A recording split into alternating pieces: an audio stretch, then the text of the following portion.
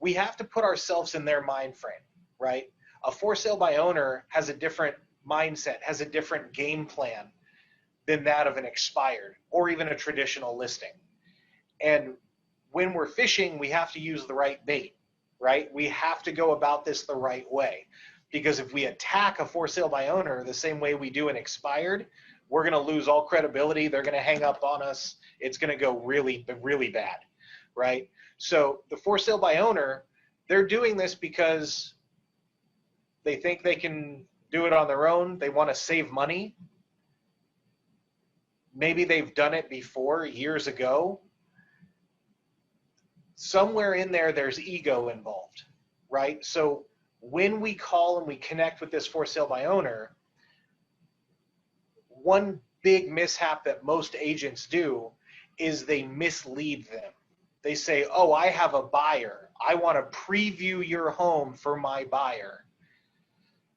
We are all agents. When was the last time that you went and previewed a property for your client? That wasn't like in the Navy and overseas, right? Like, by and large, we don't do that. Our client says, I want to see that house. We set up the showing. We take them and show them the house, right? So please, I'm begging you, don't call for sale by owners and say, I have a buyer I want to preview the property for. Because you want to go there to list the house, right? So don't mislead them.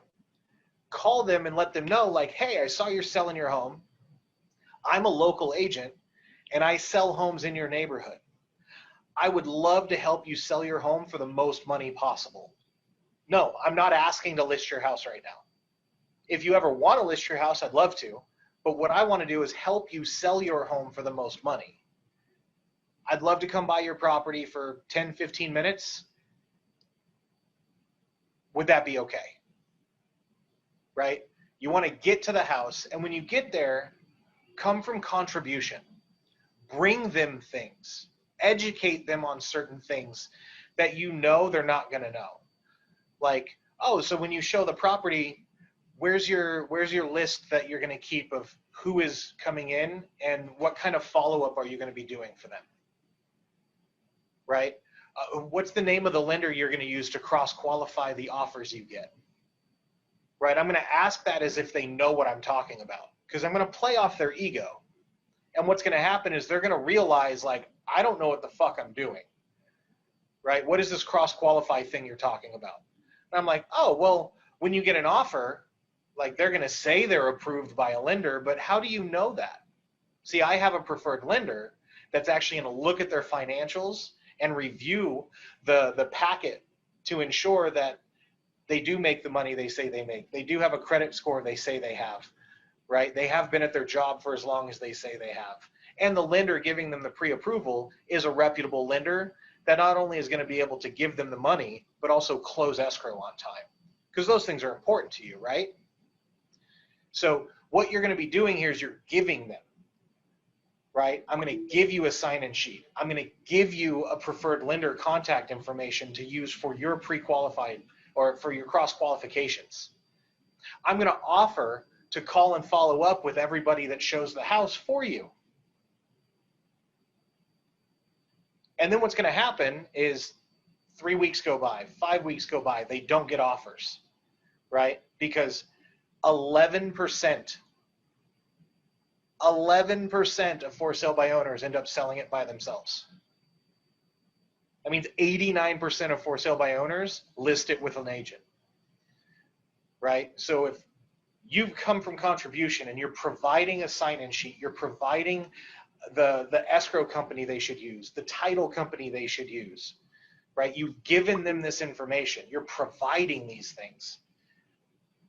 Then they get to a point where they get an offer and it's all in car forms, right? Because they're going to have an agent on the other side, and the agent's going to submit an RPA with all these other forms, and they're going to look through this and be like, what the hell is this? And they're going to call you because you're the only agent that's been providing. You're the only agent that's been helping. You're not asking for anything. And then they're going to call you and say, hey, can you look at this offer I got? And your response is going to be like, whoa, That's awesome. Congratulations on getting the offer. But if you're asking me to review an offer for you, that's what I get paid for when I'm an agent. So like I'm going to respect that you want to sell your home on your own, and I will give you help, right, with like forms and people to talk to.